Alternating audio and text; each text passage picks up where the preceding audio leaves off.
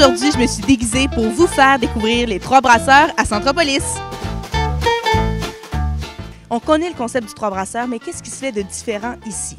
Au Centropolis, j'ai fait plusieurs 3 brasseurs, mais au Centropolis, il y a une dynamique différente. C'est énorme. Je peux faire des cocktails ici, des gens debout, pour un 5 à 7, ceux qui veulent vraiment être debout et puis jaser avant de passer à table.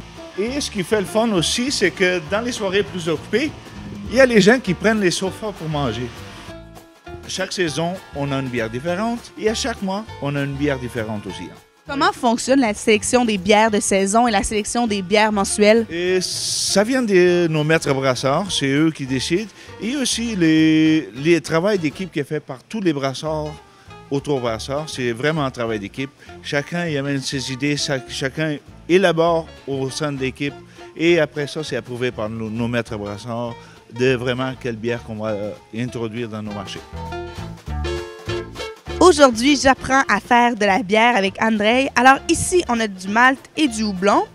Le malt, tu me disais, c'est ce qui nous permet de créer la bière parce qu'on extrait le sucre, mais il y a différents types de malt pour différents types de bières. Qu'est-ce que c'est celui-là? Ça, c'est le malt du blé qu'on utilise souvent pour la fabrication de la bière blanche. En fait, au mélange de ça et ça nous permet d'avoir la bière ambrée. Et quand on mélange 3 sortes de malt d'ici, on fabrique notre bière brune. Alors, on ne peut pas juste prendre celui-là? Non, parce que non. Et à quoi ça sert le houblon? En fait, le houblon sert pour donner l'amertume de notre bière. Le houblon qu'on a ici, ça donne l'amertume et le houblon qu'on a ici, ça donne la saveur. Donc, Andrei, tu vas un peu m'expliquer le processus pour faire de la bière une fois qu'on arrive ici dans les cuves. Ici, on ajoute les maltes que je t'avais montré avant.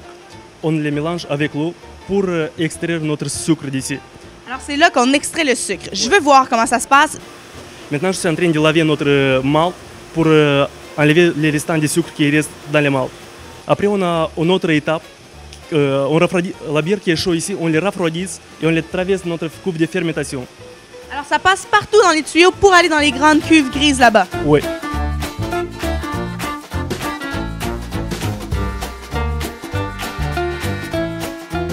On est maintenant devant les cuves de fermentation.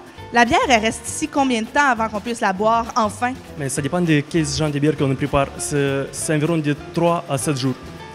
Et est-ce que les bières pâles, donc une bière blanche, une bière blonde, c'est moins longtemps qu'une bière brune? Non, la plus courte, c'est la bière brune. La plus longue, c'est la bière blanche.